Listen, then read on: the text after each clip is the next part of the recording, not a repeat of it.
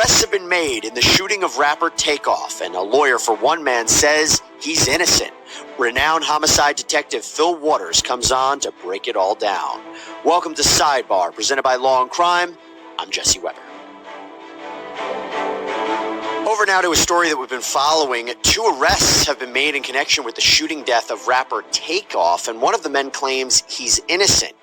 Patrick Xavier Clark has been charged with the murder of the Migos member, and he's currently sitting in jail on a $2 million bond. But then there's also Cameron Joshua, who's been charged with unlawful possession of a weapon. Now, this all stems from a November 1st incident down in Houston, Texas, in which Takeoff was shot and killed outside of a party at a bowling alley. And police say this may have all resulted from an altercation over a high-stakes dice game that was taking place. Now, I should mention that law enforcement has said that Takeoff was an innocent bystander. He wasn't involved in any of this. Now, there was a hearing between attorneys, and Clark made a brief appearance, and they were agreed that there's going to be a bond reduction hearing on December 14th, and hopefully we'll cover it here on Sidebar. But here's something to note, and that is that Clark's attorney, Leticia Cajona, said that her client is nervous, that he's concerned, and that, quote, he's being charged with something that he believes he's innocent of, so how would anyone do in that type of circumstance? Well, it's time to bring in retired Houston homicide detective Phil Waters, who is considered one of the world's leading expert interrogators. Phil was one of the original members of the Houston Police Department's gang murder squad, and in nearly 5 years maintained over a 96% case clearance rate, and he has worked over 140 gang-related homicide cases, and now he is a frequent contributor here on Sidebar. Phil, good to see you once again. Thank you for being on here again, Jesse. Appreciate it. So I'll get to the statements of his attorney, but let's just talk about the arrest, because you and I covered this a few weeks ago when it first broke, and so now there are these arrests. What's your reaction to the arrests and the work that law enforcement did behind the scenes? Well, my initial response to that is that there was someone that came forward and provided some information. When we last talked, I talked about the difficulty of working this type of a homicide investigation when you have this particular demographic, for lack of a better word, because people do not want to speak out, they do not want to come forward, and that's kind of the nature of the beast in these types of investigations. However, it would indicate to me that someone did the right thing and came forward. Well, this little tidbit was released too. So prosecutors say that they have video of Clark pointing the gun and firing the gun in the direction of people, and also that apparently there was this wine bottle that was left at the scene, and they were able to pull his fingerprints off of that. What do you make about that? Well, those are all good pieces of evidence because it puts the suspect at the scene. And so it's going to be very hard for him. I do not know if he was interviewed or not. I don't know if he provided any further information about his involvement. But when you have video evidence, it's pretty clear. Now, remember, in all videos, it doesn't tell the complete picture. You're getting one perspective of a part of an entire event. So if the video shows, and apparently it does, that Clark was standing there holding a gun or firing a gun, that's only what we are being shown. It doesn't say what the circumstances were around his causing him to raise the weapon and fire the weapon. So, well, I guess the question is, what took them so long for the arrest? I say so long. It was about 4 weeks. I don't know if that's typical in these kinds of investigations. You said that you think someone came forward, someone spoke. You think that was the extra piece of evidence that they needed to tie it to these 2 men?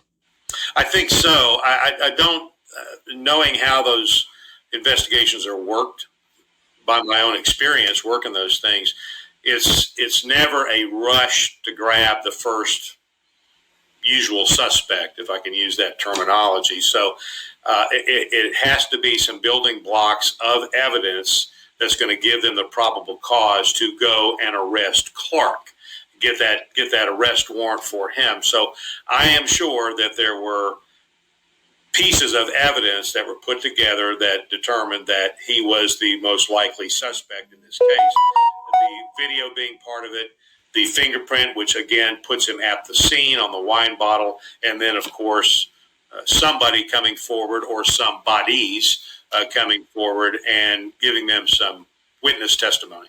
I am sure it didn't help that when he was arrested, he had a lot of cash on him and an expedited passport, and investigators believe that he was planning to go to Mexico. They think he was fleeing to go to Mexico. Now, his attorney, Leticia Cajones, said that he had this pre-planned trip to Mexico and he had canceled it before his arrest.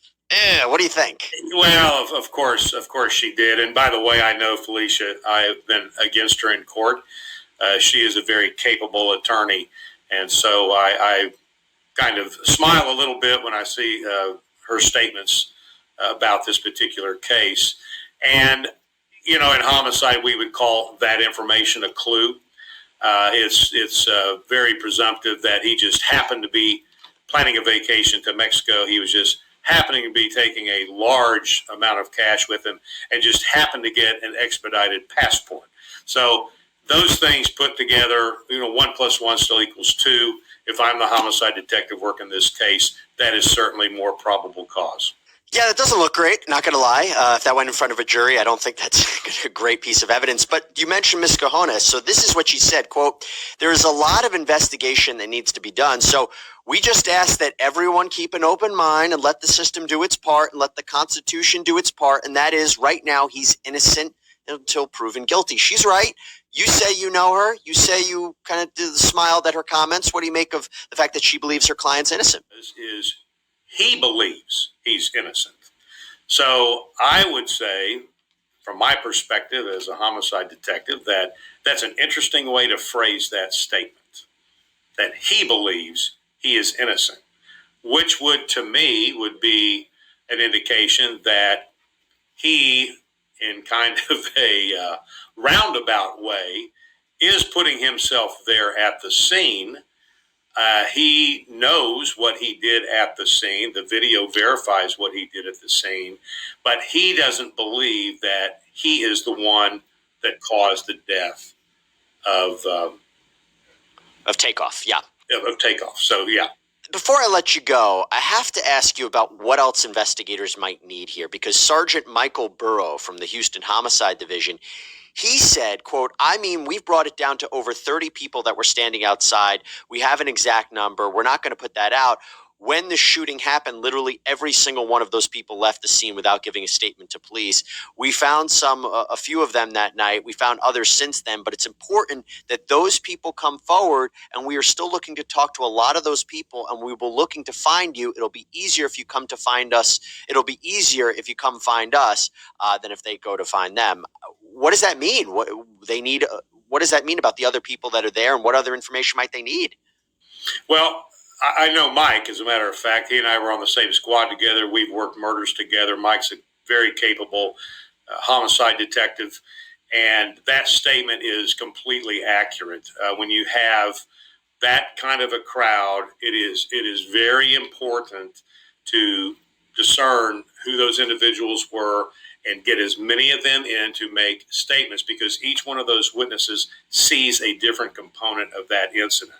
And so he is exactly right, and encouraging those folks to come forward, that there should be no fear here, to make sure that there's a measure of justice carried out, and making sure that there is a complete. I agree with Felicia's statement. Usually, when there's an arrest made, well, in most cases, when there is an arrest made, that's where the investigation truly starts. Because you've got to the point where you have enough probable cause to get that arrest warrant, and now you have to start putting together the investigation and getting all those affirmative links that make that investigation a more solid result. So he's exactly right, and Felicia is too as well. Phil, thank you so much for taking the time. Phil Waters, great to get your perspective on this. And as I said, there's a bond reduction hearing, I think, scheduled for December 14th. As this case progresses, would love to have you back on, Phil, to talk a little bit more about it. Great. Sounds good. And that's all we have for you, everybody. Thank you so much for joining us here on Sidebar. Please subscribe on Apple Podcasts.